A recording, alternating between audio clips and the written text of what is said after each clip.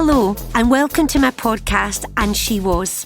I'm Julie Wilson-Nimmo and I just love the chat more than life itself. I cannot get enough of it. This podcast series aims to give inspirational, eloquent and motivational women who live and work in Scotland a voice and a platform to share their enthralling human interest stories with us. I love gabby, feisty women and I'm fascinated as to how they got to where they are today. My guest on today's podcast is Emily Smith, who worked as a midwife for 37 years, delivering babies into this world and then heading up the early pregnancy unit in the west of Scotland. She led a team of dedicated midwives, putting women's interests first and in turn gained respect and recognition from her peers. Emily was a support for couples who found themselves in the unfortunate and deeply distressing situation of losing a baby. We chat all about Emily's career, but also about the still taboo subject of miscarriage. Many people are shocked when they hear that a quarter of all pregnancies end in miscarriage, and that's probably because it hasn't been talked about by those who go through it, perhaps finding it too painful, or maybe they feel guilt or blame or shame. Well, it's only through thought-provoking conversation that we can unpack it all and make sense of these raw emotions. Emily has helped me through some really challenging times, and for that, I regard her as my guardian angel. You'll find out why as our conversation unfolds.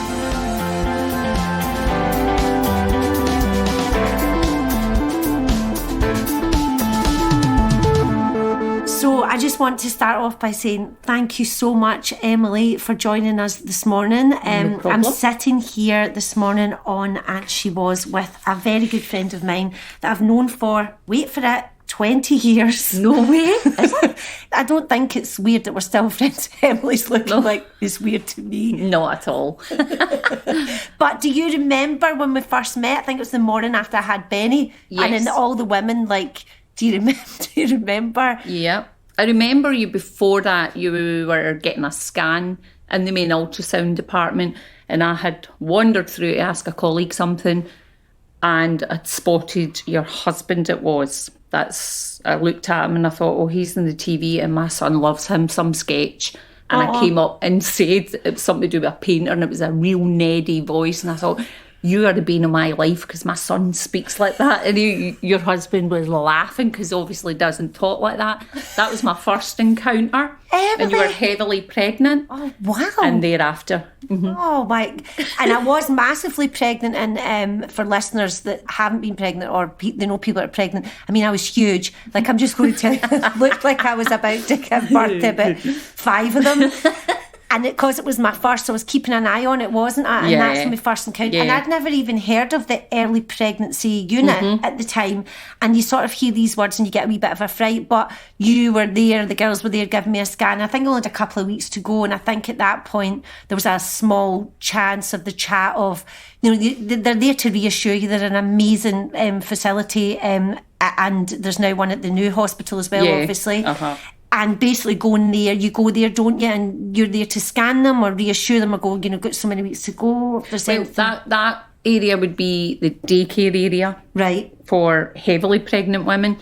The early pregnancy area was for women who were in the very early stages, maybe threatening to miscarry or have an ectopic pregnancy, something like that. Okay. So I think we sort of crossed over between the two areas. Right. Mm-hmm. And I can't believe that was the link that Greg was annoying you from the telly. I know. Oh, funny. So how did you know from being a little girl that you wanted to be a midwife, or do you mind just telling us how you got into being a midwife? I wanted to be a nurse. So back in the day, the good old days, it's changed now, you had to do nurse training, 3-year course. I started at 17 and qualified at 20, just over 20 as a nurse. Worked in male urology, men's bits. Did you? For a year as a staff nurse. Such a young girl. You look at it and you think, oh my God, young girl dealing with, you know, men and catheters. But I did it for a year at the Western Infirmary. Right. All my old hospitals are no longer around. And then I applied and became a student midwife, because through the nursing placement, you go to different areas. And I looked at the midwifery section and thought that's where I belong, and knew I wanted it. The other thing was through my nurse training, I became pregnant and had a set of twins. And I thought it was the end of the world because I was 19, thought, oh my God, my boyfriend who became my husband, and we were having these twins, and I lost them at 23 weeks. Oh. And that was at a stage where you couldn't revive babies at that stage, so they did pass on. And that spurred me on to help women in childbirth. Little did I know from that I would then go and specialise with women that lost babies. It's mad world how your life works, but that's what I ended up doing after I became a midwife. Delivered babies, looked after babies and mums. Then I specialised in early pregnancy for the latter part of my career. And Emily, I think you mentioned it to me before, but I didn't realise you were only 19. So you're 19 and you were starting your training. And did you say there you lost them at 23 weeks? 23 weeks, yeah. Oh, Emily. And do you mind me asking how you got yourself through that? It's like most women will probably say the same thing. It's a blur. You just sort of plod on. And eventually you pick yourself back up and you think, I've got to join the world again. So I don't know how long that took. A few weeks, few months. It was always with me until I had my baby, which was Laura, who I've got 2 children now. So she's coming up for 33 now. So I had her 5 years after. So I did go on and go, I'm going to finish this training. I'm going to do that training, get my career sorted. And then I went on and had Laura. And then life goes on, doesn't it? You never forget. You're 19 and this happens to you, and it doesn't put you off your profession, and it doesn't put you off, going on to becoming a mum twice over in the future. But the fact that that's tied in so early in your story that really is amazing. The fact that you go on to specialise in that area. I know. See, when you look back at this age 56, which isn't old, but it feels it sometimes. Of course it's not. But when you look back at this stage of my life now, going a bit slower, and I just think, oh my God, it is so funny when you hear older people saying, your life will work out, it'll be what it'll be. And I say all these lovely sayings to the younger ones now, calm down, just relax, it'll work out. But when you're going through it, you don't think so. But now looking back, I go, wow, look how that all worked out. And I actually worked with women who lost babies. And I don't think you need to lose babies to provide that as a midwife, to provide that service. But I think it stood me in good stead to support all the women through the years, because I worked in the early pregnancy unit for, I think it was 17 years to end my career. I do bank now, do the odd shift, but I specialised for 17 years, and I had this holistic approach, which I felt was important, and that was to see the women from day dot, scan them. We learned, my colleague and I, Maureen, learned to scan. We'd done the course, we could scan early pregnant women, we could make that diagnosis. Hopefully it was all very good and they could go off on their journey. But if it wasn't a good outcome, we were there to support them, and they didn't get exposed to too many people, which in my own opinion was a fantastic way to treat women. When you said you learned to scan, was that not the done thing? And no. Why is that, Emily? Why? Because it was scanning was in pregnant women. Any pregnant woman was either done by doctors or by ultrasonographers. So radiographers who normally take x-rays and stuff would learn to scan. So they would provide that. So the women would be exposed. I keep saying exposed as if it's a bad thing, but in a situation like that, I felt women were getting exposed to too many different people. So if you just bring that to the one person to deliver the whole package, and then you built a bond with them, especially when they were losing a baby, I think that was really important for them.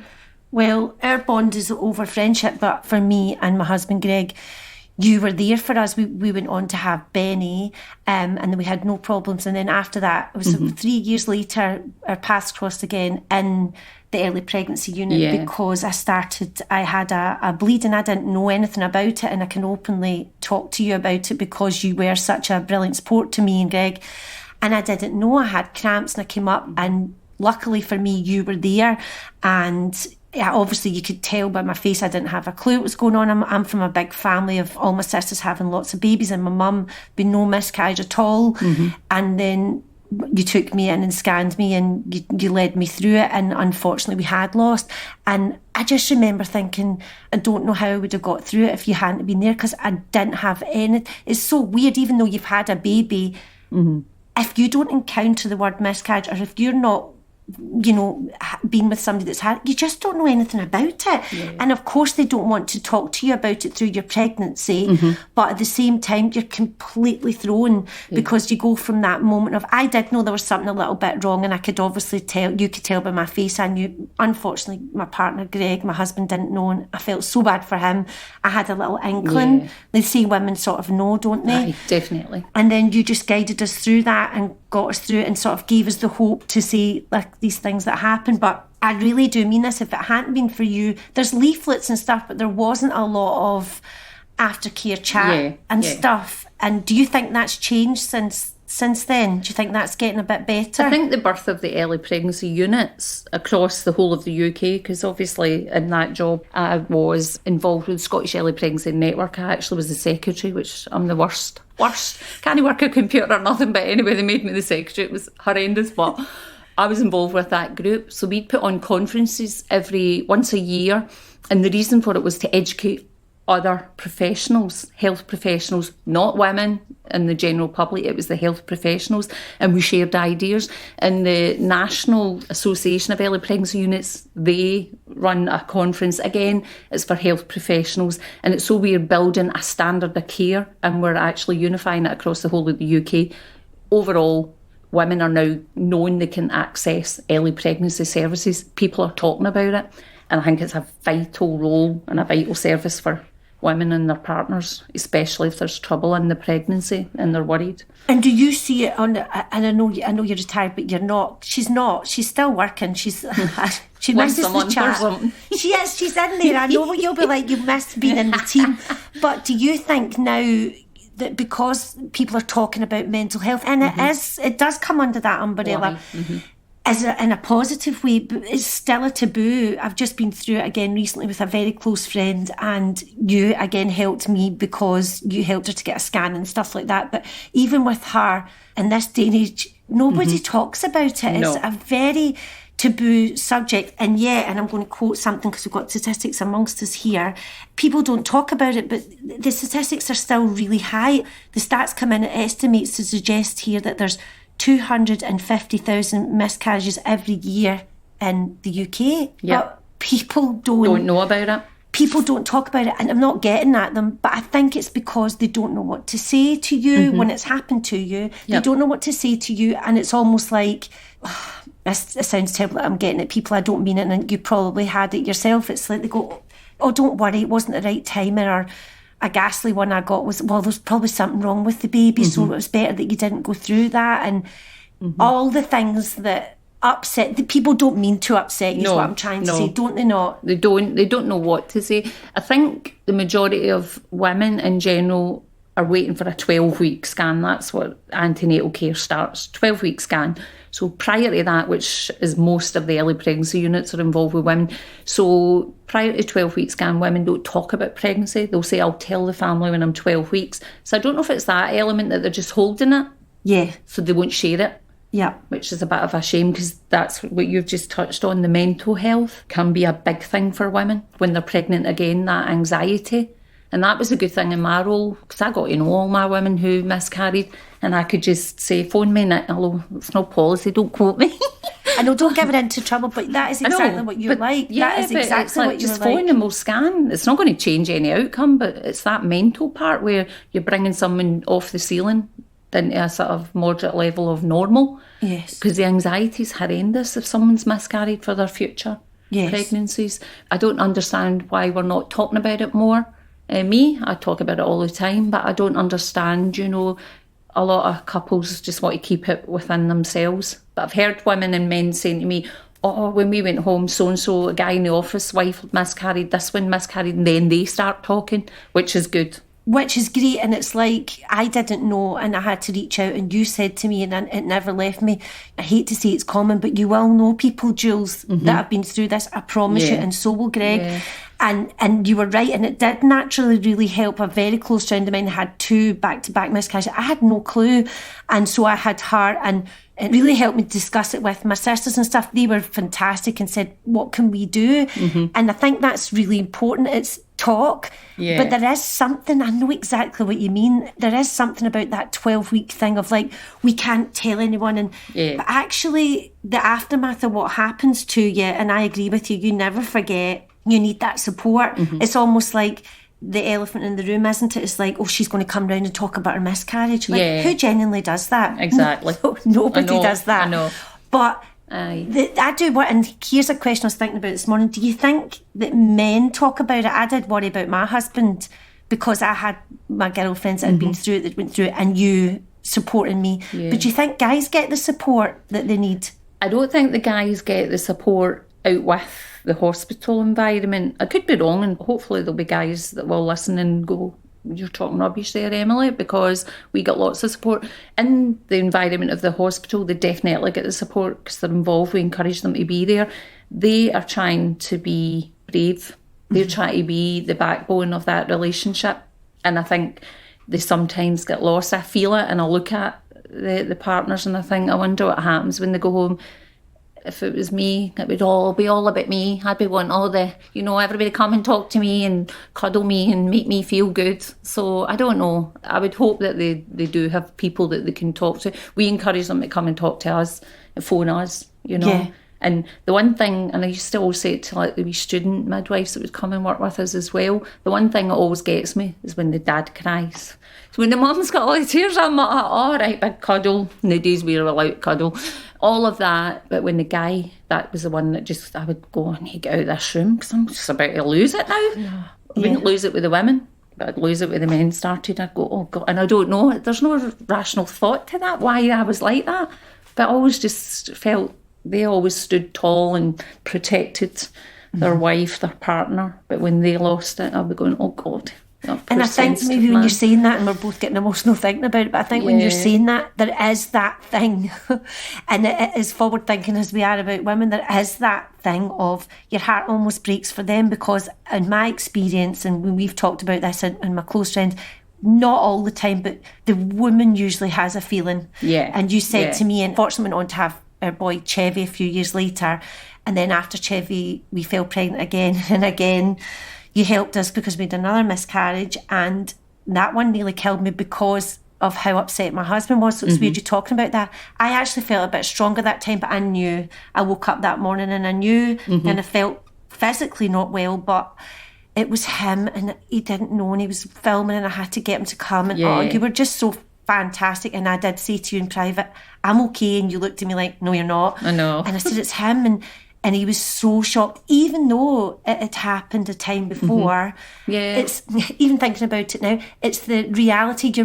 You're so happy for that time. I think that's why people don't like talking about it. You're so happy for that time, and then you can count in your head down to 30 when they scan you, and you get down to 5 and you just look and and then they have to know, and it's everybody together. But do you know the one thing that I always say to couples, women on their own with their partner, when I'm scanning them, and the one thing that always makes me really sad, because women are trying to be brave when I say, I'm so sorry, but this is a miscarriage. It will turn out to be a miscarriage. We need to discuss things with you. But the one thing is they always go, oh, it's okay. It's only 6 weeks or 7 weeks or whatever it is. And I'm always like, but it's nothing to do with that gestation. Do you know what it's in my head and in my heart when I'm breaking that news is I know they peed on a stick and that wee stick said positive, and that wee stick changed the life of that family, because it's not the moment in time. If any woman is like me, you're forward planning, your head's away, you're like, we need to get a bigger car, we need to move, we need a detached house with a big garden, and you start all that nonsense, get to a good postcode because we want to get a good school, you're doing all of that. And women, well, I've said it over and over, this isn't about a wee 6 week tiny fetus, this is about your hopes and dreams. You peed in a stick 6 weeks ago, and this is what's happened. So I've just wiped out, not personally, but I feel as if I've wiped out everything that they were planning. But and I think that's important for couples to realise that is you peed on a stick and your brain went off. And see the amount of men, I get in my room and I go, oh, you're 7 weeks, there's a wee heartbeat, and they'll go, we need to get a big 4x4 because we don't have that wee tiny micro's not going to cut it for all these kids, So when you look at it like that, it is a massive thing. It's huge. If you look up the name midwife, it's with women. That's basically what midwife is, with women, supporting women in labour. My job was not about labour, it was about early pregnancy. But I just found my niche, and I stumbled on early pregnancy, not because I lost twins years before, nothing to do with that. It's to do with I hated night shift, and I used to go home puking in the car from labour suite, and I couldn't sleep. And I'd be driving home after delivering babies, which I loved. And I was ill, and I thought, I need to get out of this night shift. What can I do? And I was getting migraines, and I got put in the early pregnancy unit. And then I thought, this is a cracking little area here. We could make this work for women and us as practitioners. And that was how that evolved. And see, when you said you were on the labour ward at night, because obviously it's not, so was that almost like too chaotic for you? Were you not getting the time that you wanted with the women? So you're obviously delivering babies, which we have to discuss, because to me, you're a superhero to everybody. Excuse me, if anyone's ever been in a labour ward, you know, you can deliver a baby right now. If somebody came in here pregnant and they couldn't get, I know you could do it. I've heard you talking about it, and you do it. So even that, looking at you going, Emily's a midwife, like you can deliver babies. That's massive. My colleagues would go, don't let her near any babies. Women in labour, she's not done it for years, but it's something that never goes. You never forget how to deliver a baby, good God. You're there to support women. But the reason I left the delivery suite and doing that was the shift pattern for me didn't work for me. I was ill with it. And I was so fortunate that I got put into a place that I knew nothing about, and learned very quickly, and had a colleague and the two of us, and then I joined the Scottish Early Pregnancy Network, and then I was coming back with all this info, and we just then started to just kick this unit into touch. And it was rolled out. At one point, it actually got rolled out in the city, saying that was a gold standard of care for women in early pregnancy was what we were delivering. It was brilliant. So it's almost like you had to go through all of those other things, all those other elements, being on those labour wards and seeing all that. And I hate that you've had to puke in the car, but you've had all of that and went, right, wait a minute. Then you went into this early pregnancy unit and made it, you built it up to be that. Yeah. But do you mind me going back a wee bit to being a midwife? And I know that you've laughed, because I've said this to Emily before, like, if I wasn't an actor, I would love to be a midwife. And you look at me like, aye, very good. But do you mind discussing that? Because it's so, honestly, like, everybody I know goes, tell me about that, because midwives don't talk enough on the radio or on podcasts. What is it like to do that? Like that, what is that like? Do you know, it is actually amazing. And I'm not just saying it because I'm sitting here. It's one of the best jobs. See, when you get into the delivery room and you shut that door and you block out anything that's going on, and you're just with that woman, that guy, whoever's with her. I always go back to one lady that I met in labour suite and delivery, and she came in and she was in early labour, and I was on for assessment, and I assessed her and I was like, oh no, you can go home, you're fine. I came on the next night. So this was like a late shift, and then I was going on to nights, and I saw her name and I thought I quite liked her. She had something about her, and dead chatty, and I thought I'd go on, can I have her? And her mum, God rest her soul, her mum was there, her dad, I let the whole family in, and her sister, the three of them were in. You're not allowed on that in labour suite, but I was like, oh, come here. And we had such a great labour, and then she delivered her first baby. I delivered with her first baby. It was amazing, one of the best things, and I'm still friends with her, you know, because she actually hounded me. She called me out, and she's like, I promised you a hairdo, you never came, you come to my salon. And we've always kept in touch. She's such, but I don't make friends with every single patient, but you know, there's just these ones that you just feel for, and she was such a lovely girl. And I delivered her first baby. The second one I was on holiday, and I think the third one, because I'm always on holiday, so sadly I never got to deliver the other ones. But to go back to your question, what's it like? It is and I'm not being cheesy when I say, I know it sounds so cheesy, but it is a total privilege to actually sit there with women, and they're about to give birth, and they'll be in pain, and they'll kick off, you know, they might come in with a nice organised birth plan. I'll go, oh, throw that out, that'll not be happening, because we'll just play it by ear, see what's going on. You try as much as you can to support what they want and all that, but you're like, oh, come on, see how you do, because you don't know what you're going to be like. But see, to be there, and when it comes to that moment and you're actually delivering that baby, and in the good old days I would have my hand on that head and guide it and all that and protect them and everything. But all that practice changed quite suddenly. And to see that wee baby, and then when you just walk away from them and they're cuddling their wee baby and everything's okay and they're safe, they're well, you actually look at it and you go, I actually never really done anything. I just sat there. Yeah, I don't think so, Emily. When you talk about it, it's... I know my face lights up because I just go... Our face lights up. And the energy that you've got, and I'm really not just saying that, but you're the perfect candidate for this podcast, the energy that you've got, anybody in labour, if you come into the room, and I can't remember the name of the first one I had and I didn't like her, and we just didn't click, and then somebody like you comes into the room and everything, your shoulders go down, everything, you just give off this positive vibe. So no wonder, I know that you're not genuinely friends with everybody that you've helped to deliver, but there's something about you that just makes you reassured. There's something she's hating this. There's something about there's something about you that settles you down and goes, this woman makes me feel safe. This is why you are so good at your job. This is why you've done it for how many years now then? Well, I actually retired 37 years into the whole profession. Yeah, 37 years as a midwife I was. So Emily, I'm thinking you're on that labour ward, you're about to help a woman give birth, and say something goes wrong, and it's such a dramatic moment and everything's flying all over the place. How do you keep calm in that situation if you have to make decisions really quickly? One of my strong points was in an emergency situation, I thrived. Not that I love women struggling and their babies are, falling off a perch or something, but I love the drama of getting a woman out of the labour suite room, running her down the corridor, getting her into theatre, getting the scrubs all sorted, getting yourself sorted, instruments out and helping to get this baby out. It was like the adrenaline just went. It was like adrenaline junkie. A lot of people are terrified. You see it. A lot of midwives it's not their bag. They can't do it, and that's fine. If there's an emergency situation, you're always trained anyway, but it's never like the real world, is it? But you're trained in, like, if something's going wrong, you would do this, you would do that. When you're sitting in a class reading about that and listening to it, you think, oh, aye, right, okay, I'll do that. And when it happens, a lot of people, it goes out the window and think, what the hell are we meant to do?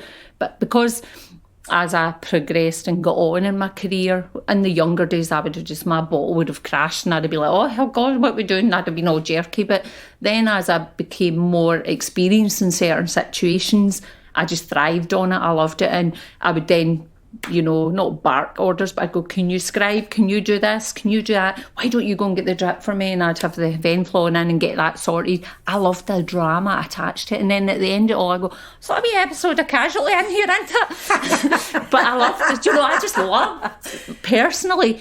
But I appreciate people, we're all different. But all midwives are trained for emergency situations. So give or take, we all know what we're doing. We really do. But that's so interesting to hear in that moment that you love the drama, because I can't think of anything more dramatic than giving birth in itself. Really traumatic and nerve-wracking and all of these things, and the adrenaline's all flying, but you're there in control, and it's almost like you're flying the plane, aren't you? You're there. But the reality as well is you're never alone. That's the thing, because in the practice of maternity care, you've got a whole team. They might not be visible to the general public, but you've got consultants, you've got anaesthetists, you've got scrub nurses or midwives, you've got auxiliaries who are fantastic, underpaid in my opinion, because when I learned to scrub for sections, it was auxiliary, go, put that there, put this there, and I'm going, what are all these instruments?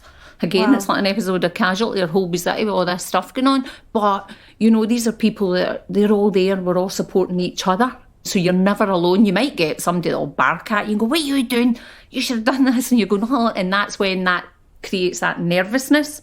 So, if everybody's all in control, then it always usually works well. There you go. You're all working to the same goal, get that baby out and get it well. How do you go home, Emily, after a day like that in the unit? Say it's been a really bad day. How do you go home and decompress from that? How do you go home, and just if you could set it in our minds, you go home, and how do you switch off? In my younger years, when the kids were little, obviously you're just involved with them, so you have to switch off. But if there was any bad, I always say experiences, but if there was anything bad that happened in labour suite, like sadly a term baby would die and you're delivering a dead baby, that goes home with you. Obviously, we practice confidentiality. Names are never... My son, actually, I'm going off on a tangent. I'm like Ronnie Corbett. Off I go. But my son, he's a wee cracker. He'll say to me, oh, I met so-and-so and she said you scanned her like 3 months ago and you've scanned her and she had a miscarriage. And I've said to her, well, I never knew because my mum is confidential and I would not share things with the family. But I would, when they were younger, I would go home and say to my husband at the time, Ramy, I would say to him, oh, we had a dead baby. And I would be up to high dough. Probably in the last 10 years with things that, if things were sad in the early pregnancy, I'd probably crack a bottle of wine and down it. I'm only joking. No, but no, the job doesn't leave you when you go home. The job never leaves you because it's constantly in your mind. Every time I met women, because I've met them over the years because I've done it for 17 years early pregnancy, and the one parting message was, you will be back, you will have a baby in a car seat and you'll be swinging it in here to show me. I know I can 99% guarantee that's going to happen. And the majority of them came back. So for that, for all the sadness you get in an early pregnancy unit, you also know in your heart that situation's very sad at that moment in time. But if you fast forward a year, 2 years, maybe it'll be 4. I've had a woman just recently, just when I retired, because the girls came down with a present to the house and a card from this lady, and I'd scanned her loads over the years, and she got her baby after a lot of miscarriages. And she did say in her card, it was your words, you will. And the other thing as well is you've got to always remember, it's how strong someone can be. Can someone take the knock, because they'll have a lot of knocks, but that's a very rare event. The percentages of someone having recurrent miscarriages is so small. I mean, you're talking about 1 in 4, 1 in 5 pregnancies miscarry. That is the figures that are out there at the minute. But the majority of people won't have 2, 3, 4, 5, 6. But for that particular lady, she had a lot before she got that baby. And I used to say to her, just please hang in there and come back and see me. Keep coming back. We'll get a baby. And she got it. And sadly, I never got to see it because I'd retired. Raging so much. But the thing comes with you, and the way to deal with it, especially in the latter part of my career, because I was married to my husband, John, and he was great at, listening to how I felt. And then he was brilliant, really into mindfulness. So he would be full of all these strategies to bring it down. But overall, you've always got to walk away and think, do you know what? That was a crap day today for these women, but tomorrow will be better. And hope that you're going to be given a lot more good news than bad.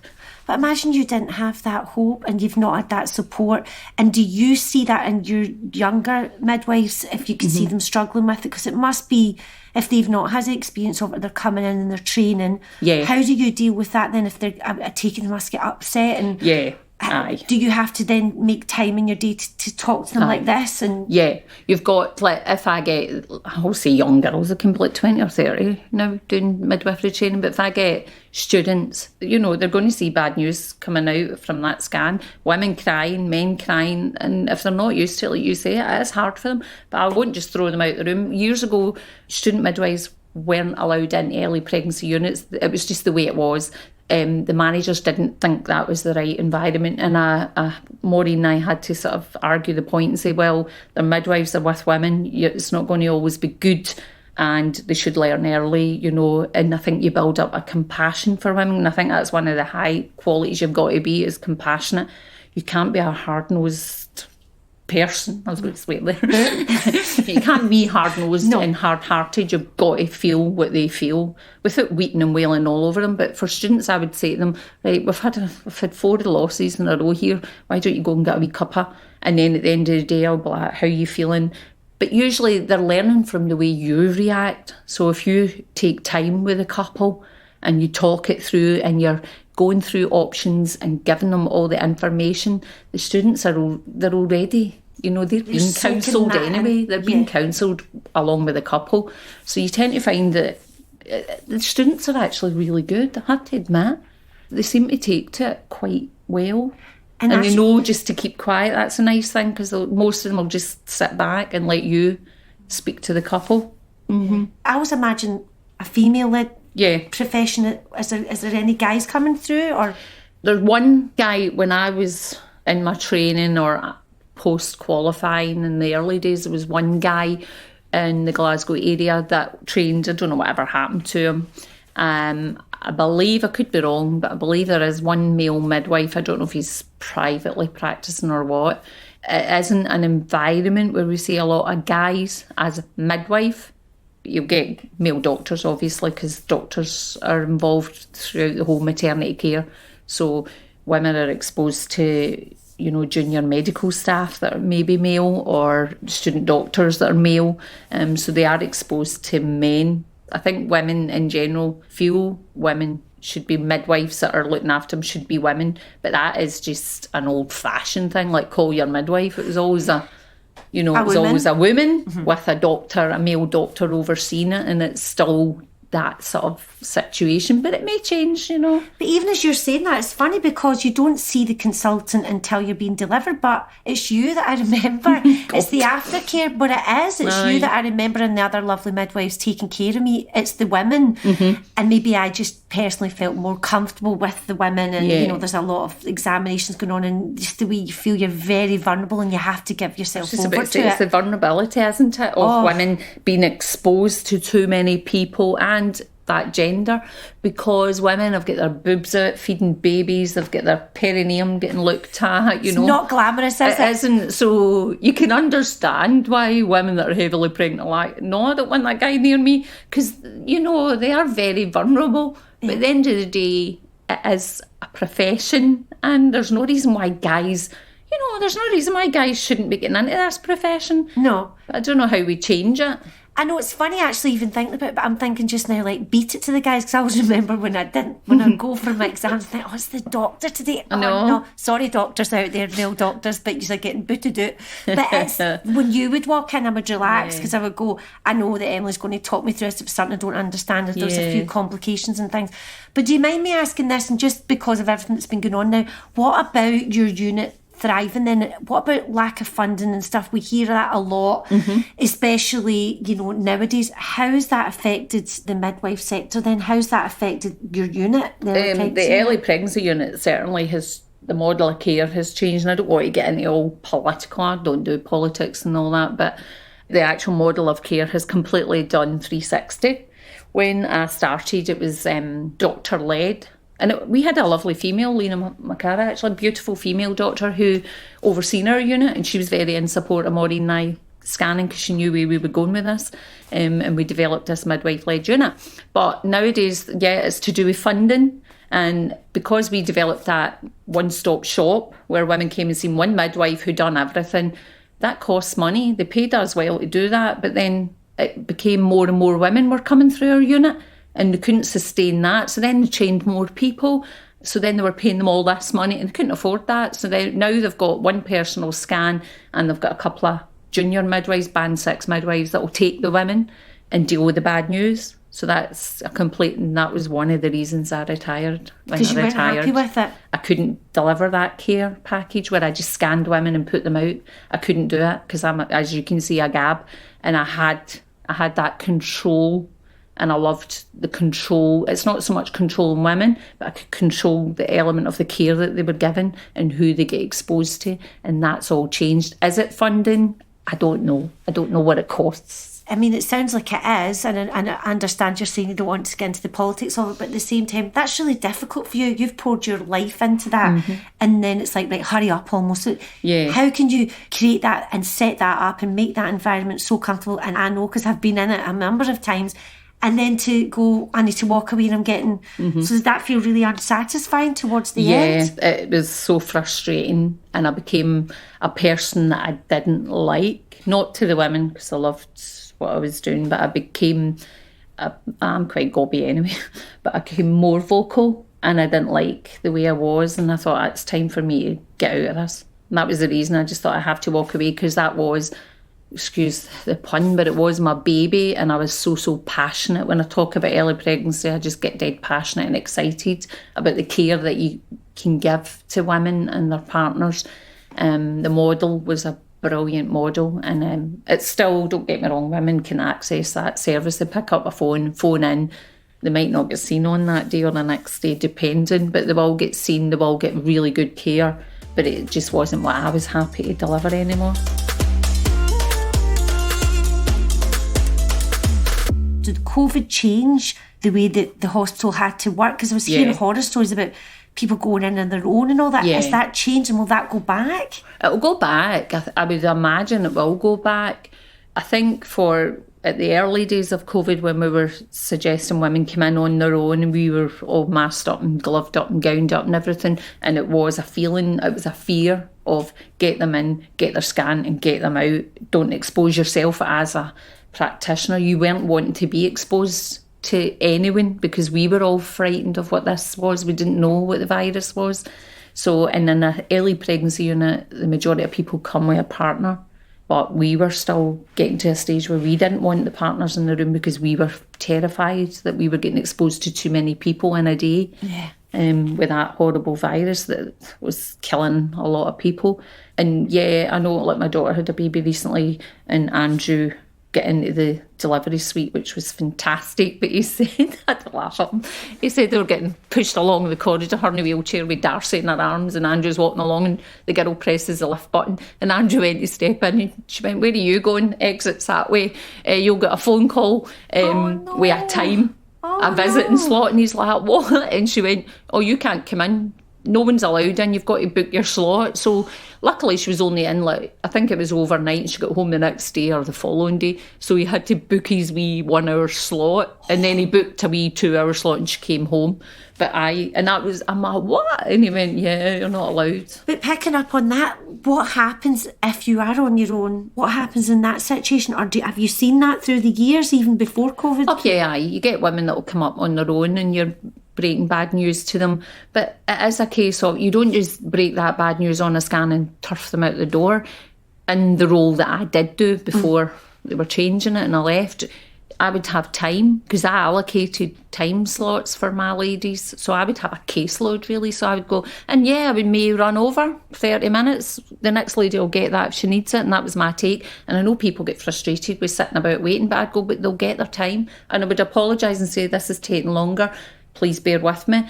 Especially if someone was on their own, then they need you there. They might not. I've had women that go, right, thanks, fine, I'm off. And I'm like, well, wait a wee minute here. I need to do this. I need time to talk to you. You're okay. And she'd be like, no, I'll phone you later today, and off they'd go. But most women need time, so you take them into a quiet room, or you keep them in your room if you're lucky to have a room like me where you could scan and keep them, and you just sit and talk to them, get them a wee cuppa and see where they're at, and then they'll keep in touch with you anyway. But the one thing I always done myself and always teach people is, if you give couples or a lady on her own bad news, walk her out the unit. Don't just let her get out your room and walk up the corridor. Walk her out the door, for crying out loud. What does it take to walk somebody and guide them out? Because they're passing heavily pregnant women. They're passing other people that can see they've been crying, and it's embarrassing for them, and they probably just don't know what they're doing. So just take the time. It takes seconds to walk somebody out the door. So if there's somebody listening to this and they're a midwife and they come across someone that's got sad news, walk them out the door. It's a silly little thing, but to me it was one of the most important things, and I always done it, always. I love that you're saying that, because if somebody is training and listening to that, like, nobody's ever said that to before. Because you're right, because when you are walking out there with sad news, and you do have to walk through the labour ward, and it did happen to us, I don't think I ever told you this before, someone came up and went, oh, you're pregnant again. And it was like getting a boot to the... Yeah. It was like getting a boot to the head. And she didn't mean it, because she'd only ever seen us up there having babies. And, it was a wound. And you just like, You've got a shield, a human shield that's protecting you to get you out that building. Because people associate maternity hospitals with good news. That's what they associate it with. And even other midwives don't ever really put that thought that, they could be getting bad news there. Yeah. So see in that same vein, so if you're training up a new midwife, what are you looking for? One of our senior charge midwives, she just recently retired, but before I retired and she retired, she'd be interviewing like auxiliaries, band twos, and she'd go, we're getting a new auxiliary in the unit. I go, all right, okay. And we used to joke about this, and this is just me being daft, because I have got qualities that I really do want. But she'd go, right, Emily, what is it you're looking for your unit? And I go, good looking, slim, and smiley, laughs a lot. That's what I'm looking for. But the qualities that I would look for in a girl or guy, if they're training, is I want them to have a bit of something about them. I don't want somebody that's a wee timid, wee quiet, wee mouse. I personally don't think women are looking for that. They're not looking for someone like me that's dead loud, but I think you need to have a bit about you. You need to have a wee bit of banter. You need to know when to put the banter there and when to bring it back in. Although I worked in an early pregnancy unit, people would say, God, there's a lot of hilarity in here, but it was appropriate. It only happened when it was appropriate. I wouldn't be in there giving laughing away and someone's in a room crying. Of course. So you need to know when to be happy and funny, and you need to know when to tone it down and be quiet. You need to be compassionate. You need to care. I feel you need to actually care about the job that you're doing, and you need, for an early pregnancy unit, you need passion, and you need to have a voice, not being digging at any managers in NHS. But what I would say is they're getting it from somewhere to cut this, cut that, change this, change that, and they think they're streamlining a service and making it more efficient. They probably are making it more efficient economically, but is it in the women's best interest? Absolutely not all the time. So you need somebody like me, and that's what the other girls who were at the same level as me would maybe not be as vocal, but I would be like, well, no, that'll not be happening, because that's not in the best interest for these women that come through this unit. You need to actually work in the unit. And I always felt managers should come in, just come and shadow and see what women go through and what we are delivering. But so I would say, a wee bit of a voice to support women. Be the voice, be the advocate. You hear all this, don't you? These are the buzzwords, the advocate for women. Be an advocate for women, but actually mean it. Don't just go, I'm an advocate. Bloody well get out there and say what you think. And be strong. I used to go beetroot and my neck would go all red when I was arguing with a manager. I hate it. I hate confrontation. But I done it because I thought, no, you can't just come in here and change that without discussing and finding out how it all works. So really, you need somebody that's strong, somebody that's dead sensitive, caring, a wee bit of fun about them as well, but passionate. The passion was the thing for me. Everybody always said, oh, you're dead passionate about early pregnancy. My late husband said that you have just got such a strong passion about that subject. You love it. I was like, I lived and breathed it. It did affect me, don't get me wrong. I had times where my health struggled because of it, but I loved it and I would never change it. Never change what I'd done. I loved that job. Not a lot of money gets put into the early pregnancy. Lots of money's in antenatal care and teen pregnancy and breastfeeding, obviously breastfeeding, all of that. But this is a little forgotten area, and it's one of the, in my opinion, one of the most important areas as well. Yeah, a lot of these women are not getting a baby, they're not going to go through the service, but they'll come back.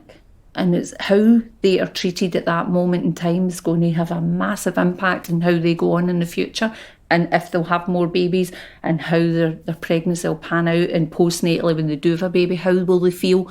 Because that all comes flooding back. When they lose a baby, all that comes flooding back when they have their next baby. It's not a case of, I've got my baby, I can just forget about that. Not every woman's like that. No. So that's the reason the way I was. I was dead vocal.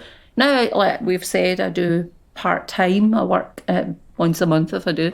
And I'm not involved in any of that. I try very hard just to go in and go, I'm here to support these women and give them a wee bit of the chat and see what's what and everything. But then I can see myself getting embroiled and stuff and go, oh, no, you can't do it. And then I go, shut up, Emily, it's nothing to do with you. Don't shut up, Emily, no. I know, but this big mouth always gets me into trouble. So I go, shut up. Anything I ever did or argued with people was never about me arguing, it was about women. Meghan Markle recently lost and was obviously publicly talking about it, and honestly, I could hear people talking about it like, what's she doing that for? Like, people that I really like and care about, they didn't like this being mentioned.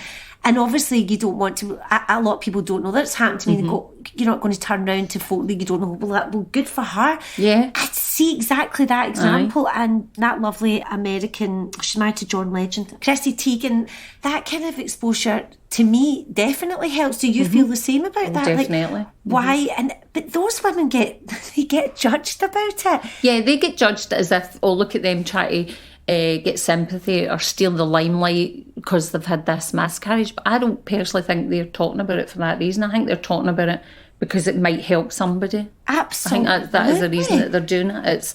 It's something that's a wee taboo, it's kept quiet, and we don't really want to hear about it. We just want to hear about happy big babies getting born and everybody's happy.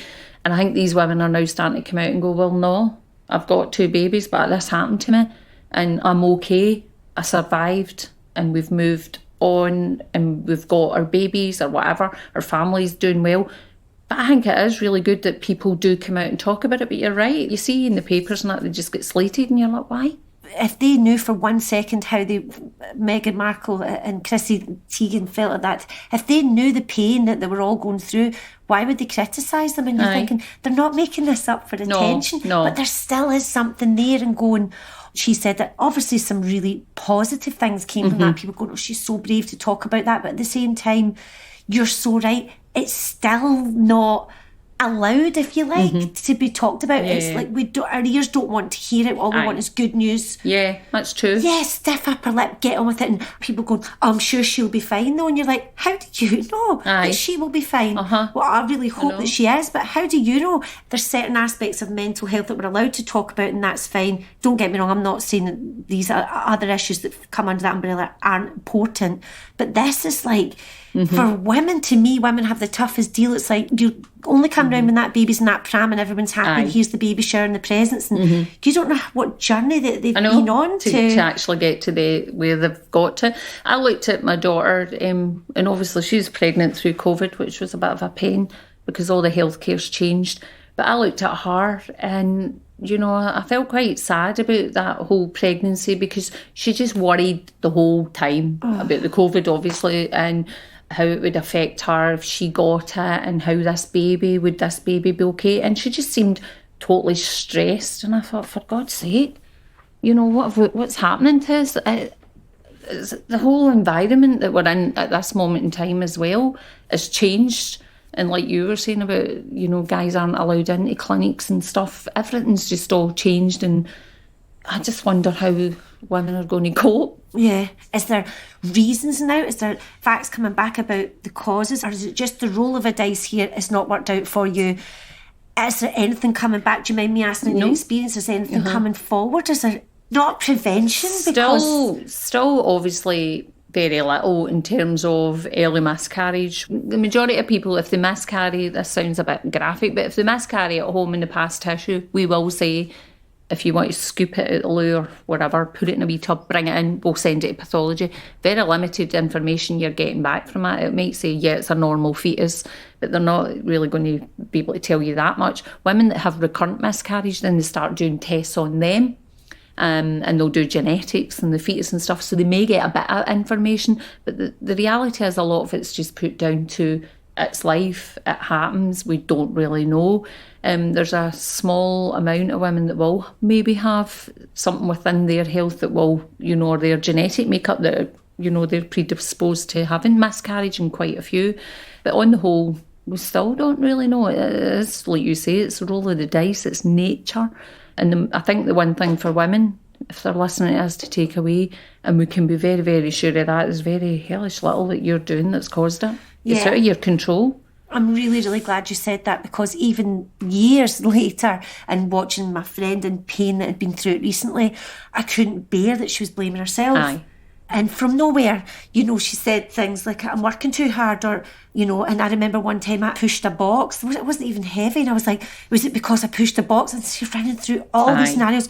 Or I maybe had a half a glass of wine and I didn't even know I was pregnant. And it's so horrible that you do that to yourself. And I don't know why. And I've heard recently, like someone, talking about these women that have been in the press talking about it and stuff, and go, wonder what she did. And you go, what do you mean you wonder what she did? No. She did nothing. She tried to be I've pregnant. delivered babies over the years. I delivered babies to drug addicts, alcoholics, smokers, and they had their baby. Right. Yeah, the baby might have had a bit of an issue, but they had their baby.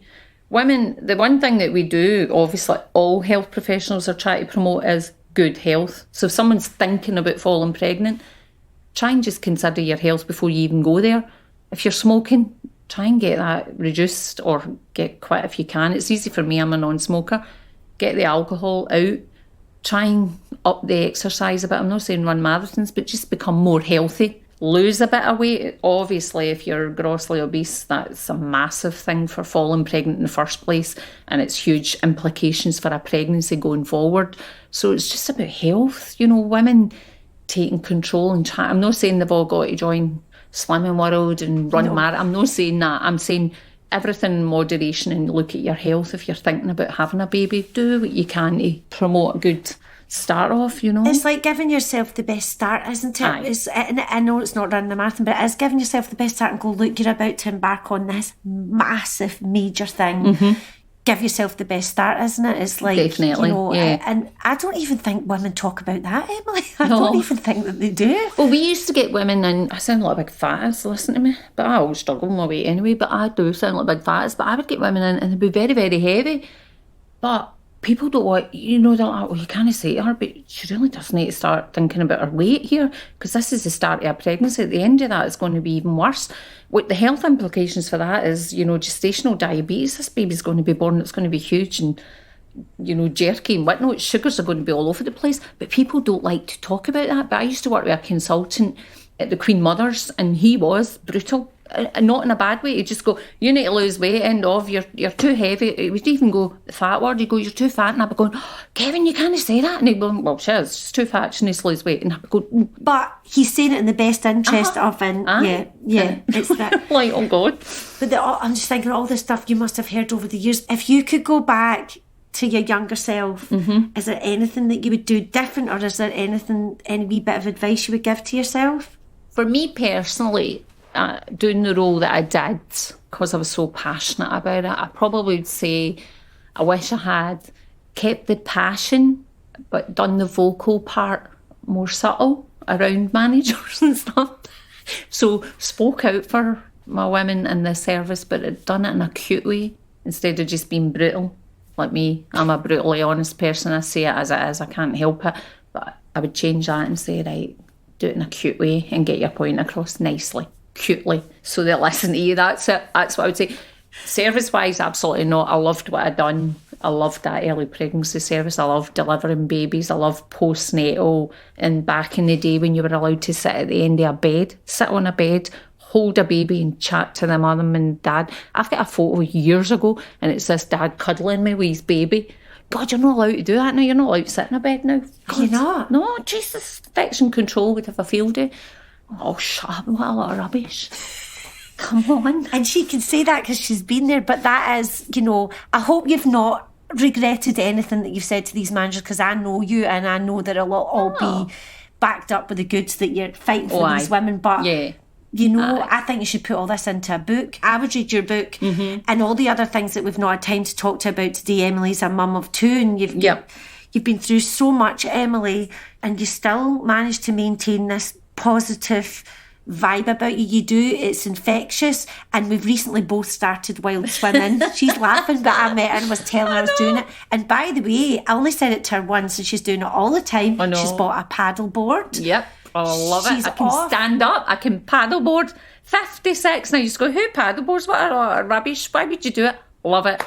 She's up hills and you're... Love it. Jet set to the sun, and you've earned it, and you have earned it. And I think that that's always been something about you. You've got this energy about you and you pass it on to everybody, and you're completely and utterly inspiring, and your passion comes across. You know, what's more important than a baby coming into the world? Do you know, that's the thing. And my daughter was saying it, because you can't believe that you create that when you're lucky enough to get forward to the end and it comes out alive and well.